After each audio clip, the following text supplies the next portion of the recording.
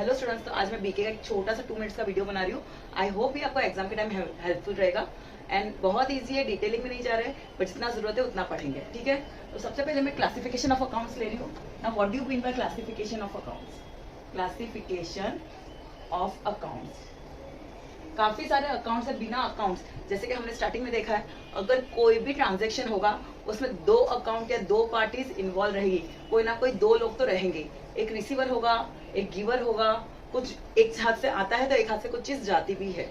तो वही चीज के लिए कुछ अकाउंट्स यूज होंगे, लेकिन वो अकाउंट्स कौन सा है और वो हमारे बुक्स ऑफ अकाउंट्स में ICAI ने बताया हुआ गाइडलाइंस है, जिससे कैसे रिफ्लेक्ट होगा, तो वो आज हम देखेंगे। तो क्लासिफिकेशन ऑफ अकाउंट्स में ज्यादा डिटेलिंग नहीं, हम सीधा पर्सनल, रियल या नॉमिनल सिर्फ 3 ही में डिवाइड करेंगे। First is personal account.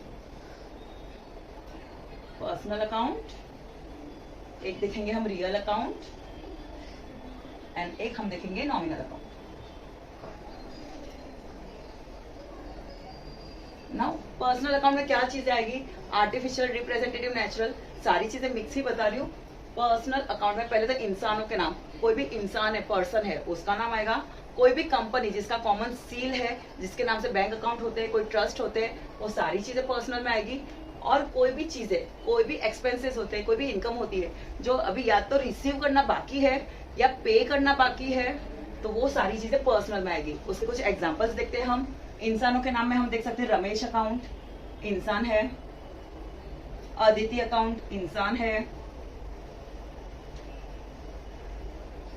फिर हम देखेंगे स्टेट बैंक ऑफ इंडिया, एक कंपनी है, एक बैंक है जिसके नाम का अकाउंट होता है, जो टैक्स भरता है, जिसका कॉमन सील है। आप जब बैंक में जाते हो तो उनका स्टैम्प है। एनकेटी कॉलेज, तो वो भी एक पर्सनल अकाउंट है। ठीक है, फिर कोई भी चीज है आउटस्टैंडिंग, जिसके भी आगे आउटस्टैंडिंग वर्ड आता है, किसी भी एक्सपेंस या इनकम के आगे outstanding, it may be expense, it may be any income, किसी के भी आगे आउटस्टैंडिंग वर्ड आ गया, वो पर्सनल अकाउंट है। फिर किसी के भी आगे प्रीपेड वर्ड आ गया, it may be expense, it may be income, but उसके आगे अगर प्रीपेड वर्ड आ गया तो वो पर्सनल अकाउंट है। उसके अलावा paid in advance, received in advance, paid या रिसीव्ड वर्ड के आगे भी इन एडवांस आया, मतलब या तो पे एडवांस में कर दिया या रिसीव इन एडवांस कर दिया। जिसके आगे इन एडवांस वर्ड हो गए वो भी, जिस वर्ड के पीछे इन एडवांस वर्ड हो गए वो भी पर्सनल अकाउंट में आएंगे। अक्यूर्ड मतलब अभी तक मिला नहीं है, आउटस्टैंडिंग है। Accrued is also one of the word from personal account. ठीक है, तो ये सारी चीजें पर्सनल अकाउंट में आएंगे।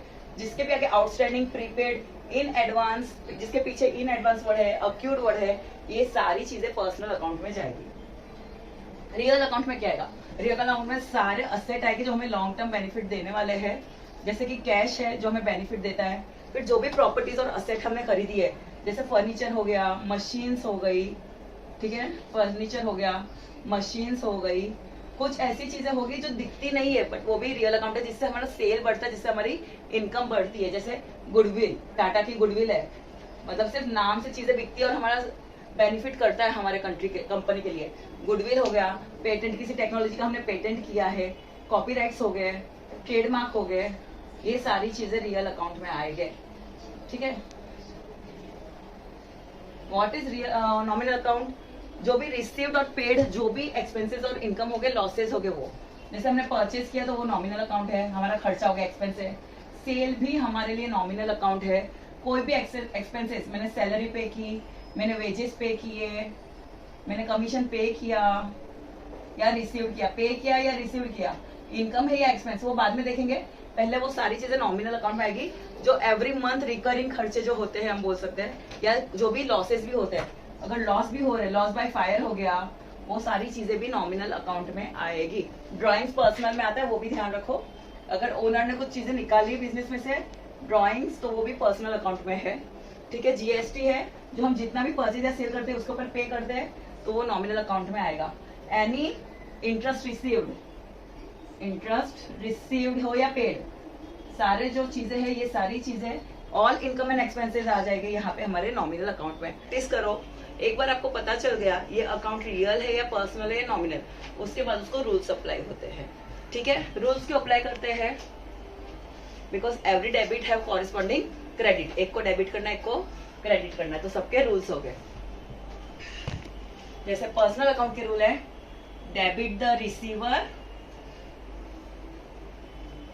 And credit the giver.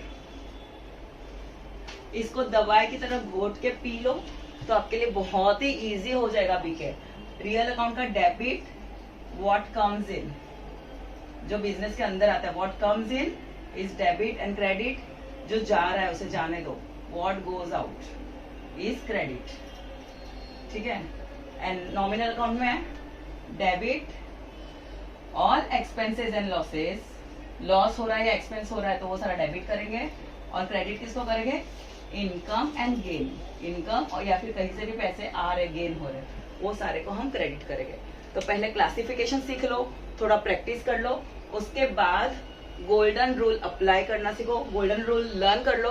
हम नेक्स्ट सम में अप्लाई करना सीखेंगे, पहले अकाउंट का नाम पता होना चाहिए और रूल अप्लाई करना सीखेंगे नेक्स्ट लेक्चर में। Thank you.